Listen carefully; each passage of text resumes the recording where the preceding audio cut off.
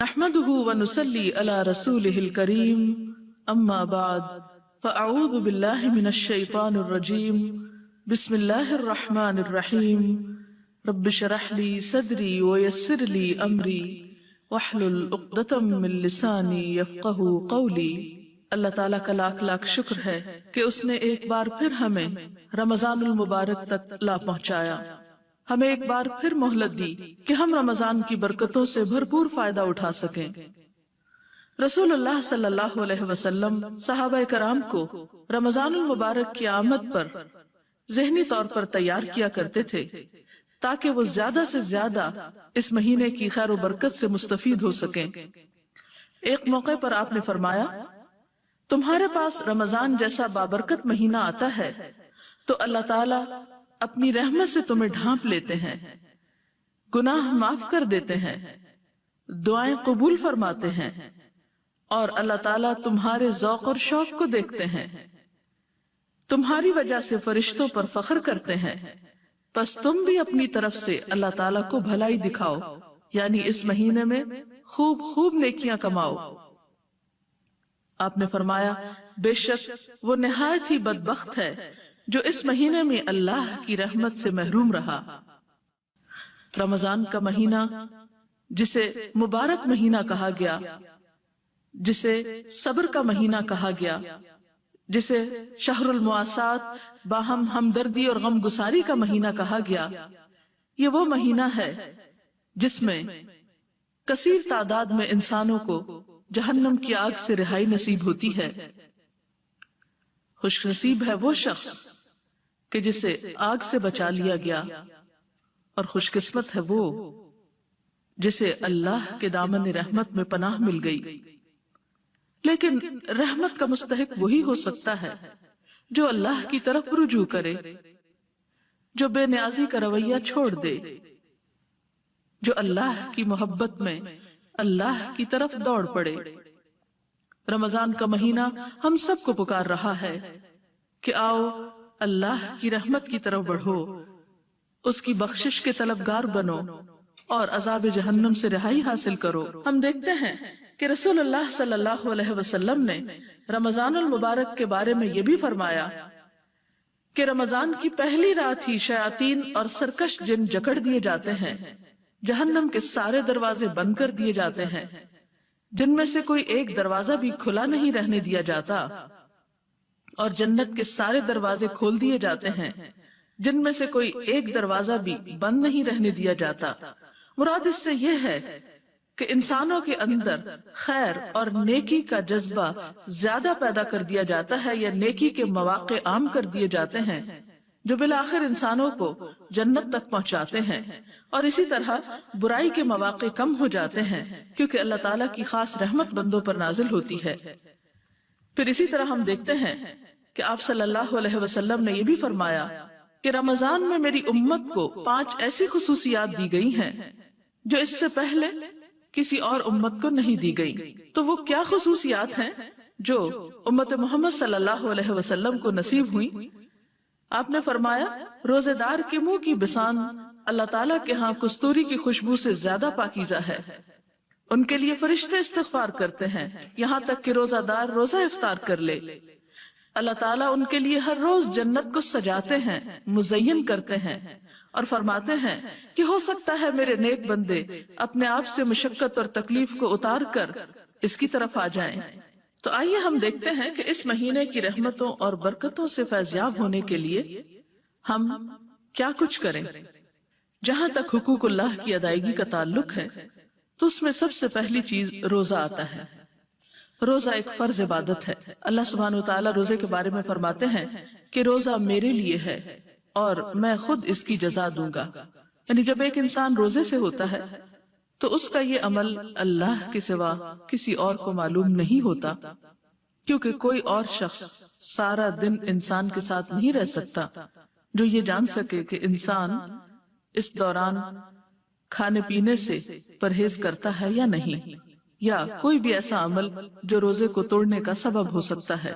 جہاں روزہ ایک فرض عبادت ہے وہاں روزہ انسان کے لیے جسمانی صحت کا سبب بھی ہے، اور اسی طرح گناہوں سے بچانے والی چیز بھی ہے، یعنی روحانی صحت کا ذریعہ بھی ہے۔ پھر اسی طرح نہ صرف یہ کہ روزے کے دنیا میں انسان کو فائدے ملتے ہیں، بلکہ آخرت کے اعتبار سے بھی روزہ جہنم کی آگ سے ڈھال ہے۔ حدیث پاک میں آتا ہے، آپ صلی اللہ علیہ وسلم نے فرمایا، روزہ جہنم سے ڈھال ہے جس طرح تمہیں لڑائی میں بچانے والی ڈھال ہوتی ہے۔ آپ نے فرمایا کہ جنت میں ایک دروازہ ہے جسے ریان کہا جاتا ہے، اس دروازے سے صرف روزہ دار ہی داخل ہو سکتے ہیں۔ پھر اسی طرح آپ صلی اللہ علیہ وسلم نے یہ بھی فرمایا کہ من صام رمضان ایمانا و احتسابا غفر له ما تقدم من ذنبه، جس نے رمضان کے روزے ایمان اور ثواب کی نیت سے رکھے اس کے پچھلے تمام گناہ معاف کر دیے جاتے ہیں۔ تو گویا گناہوں کی بخشش کا ذریعہ بھی ہے۔ پھر اسی طرح حقوق اللہ کی ادائیگی میں رمضان میں روزے کے ساتھ ساتھ نماز کی ادائیگی بہت ضروری ہے۔ بہت سے لوگ روزہ تو رکھ لیتے ہیں لیکن نماز نہیں پڑھتے۔ رمضان المبارک میں دوسرا اہم ترین کام نماز ہے۔ نماز مومن اور کافر کے درمیان حد فاصل ہے۔ آپ صلی اللہ علیہ وسلم نے نماز کو اپنی آنکھوں کی ٹھنڈک قرار دیا۔ آپ نے فرمایا، جعلت قرۃ عینی فی الصلاۃ، میری آنکھ کی ٹھنڈک نماز میں رکھ دی گئی ہے۔ فرائض کے علاوہ افضل ترین نماز رات کی نماز ہے۔ اللہ کے پیارے بندے جو راتوں کو کم سوتے ہیں، کانوا قلیلا من اللیل ما یہجعون، وہ کم سونے کے ساتھ ساتھ اللہ کے حضور سجدے اور قیام بھی کرتے ہیں۔ والذین یبیتون لربہم سجدا وقیاما، اسی طرح آپ صلی اللہ علیہ وسلم نے رمضان میں رات کی نماز یعنی نماز تراویح کو سنت قرار دیا، اور خصوصاً تراویح میں قرآن پاک کا پڑھنا قیامت کے دن انسان کے لیے شفاعت کا باعث ہوگا۔ ایک حدیث میں آتا ہے، آپ صلی اللہ علیہ وسلم نے فرمایا، روزہ اور قرآن قیامت کے دن بندے کے لیے سفارش کریں گے۔ روزہ کہے گا، اے میرے رب، میں نے اس بندے کو کھانے پینے اور اپنی خواہشات پوری کرنے سے روکے رکھا، لہٰذا اس کے بارے میں میری سفارش قبول فرما۔ قرآن کہے گا، اے میرے رب، میں نے اس بندے کو رات کو سونے سے روکے رکھا، لہٰذا اس کے بارے میں میری سفارش قبول فرما۔ چنانچہ دونوں کی سفارش قبول کی جائے گی۔ نماز اور روزے کے علاوہ رمضان المبارک میں قرآن پاک کی تلاوت افضل ترین عبادات میں سے ہے۔ رمضان المبارک میں دعاؤں کی قبولیت کے مواقع زیادہ بڑھ جاتے ہیں، اس لیے تلاوت قرآن کے ساتھ ساتھ دعا بھی خوب مانگنی چاہیے۔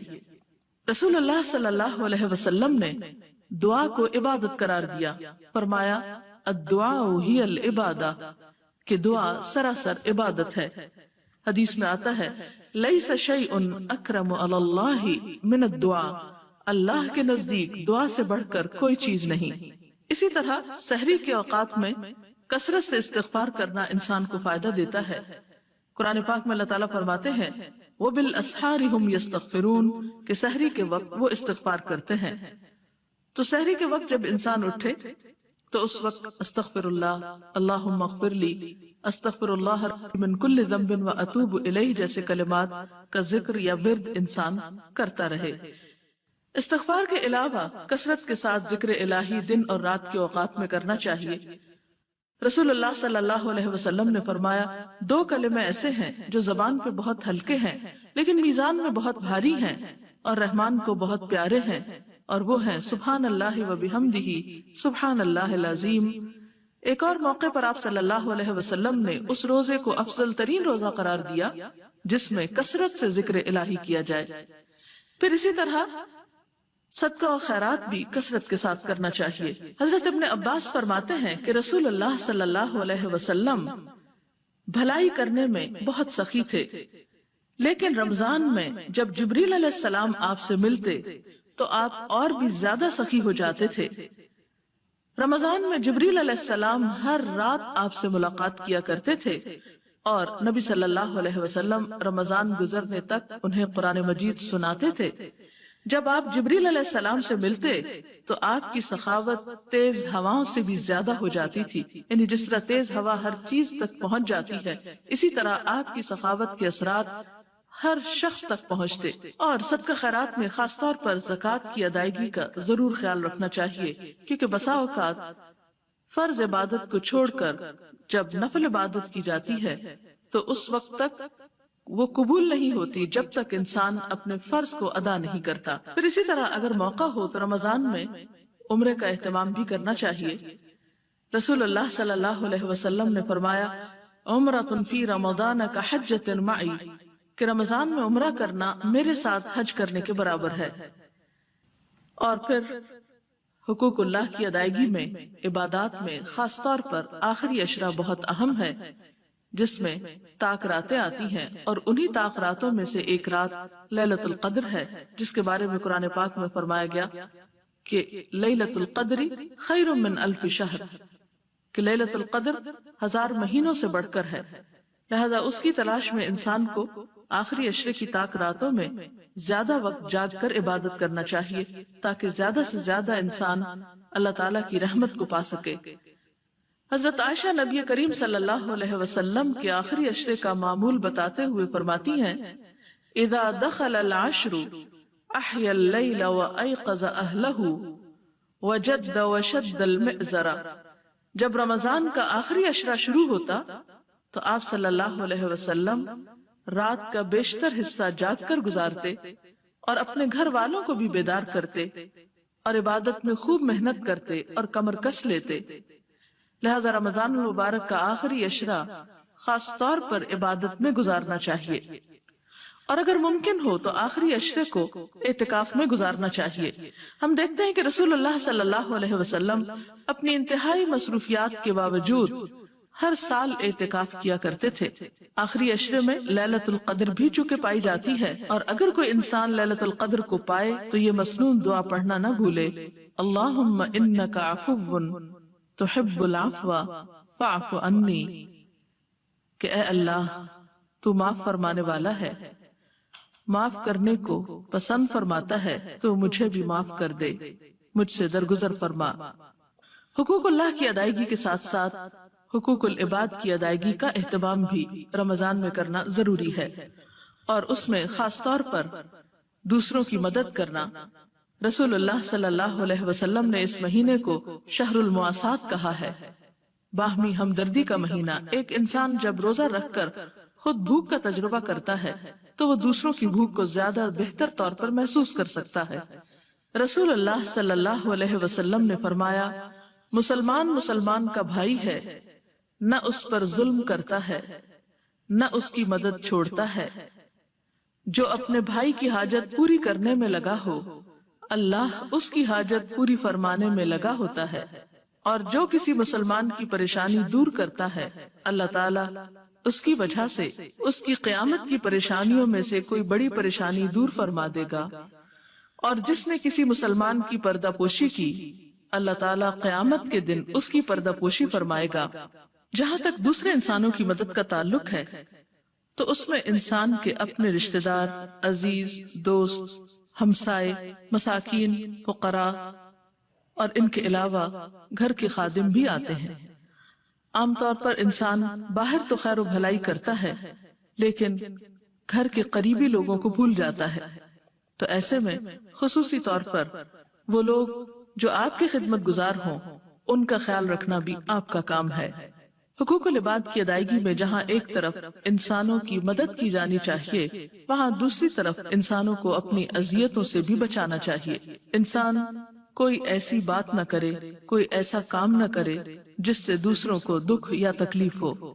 رسول اللہ صلی اللہ علیہ وسلم نے فرمایا، جب تو روزہ رکھے تو تیری آنکھ اور تیرے کان کا بھی روزہ ہونا چاہیے، اور زبان پر قابو ہونا چاہیے، جھوٹ اور حرام چیزوں سے بچنا چاہیے، پڑوسی کو تکلیف نہیں دینی چاہیے، اور تجھ پر وقار اور اطمینان ہو، اور اپنے روزے کے دنوں کو دوسرے دن کے برابر نہ کرو۔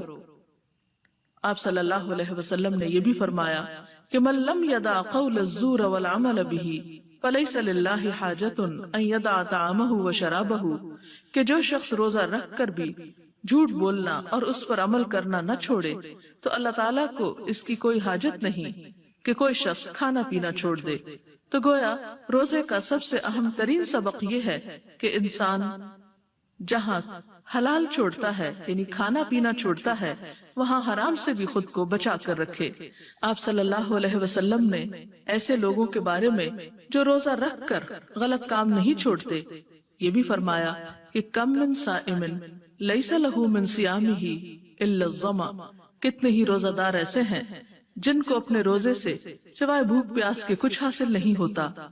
وَكَم مِّن قَائِمٍ لَيْسَ لَهُ مِن قِيَامِهِ إِلَّا السَّحَرُ، اور کتنے ہی راتوں کو قیام کرنے والے ایسے ہیں کہ جن کو رات جگے کے سوا کچھ حاصل نہیں ہوتا۔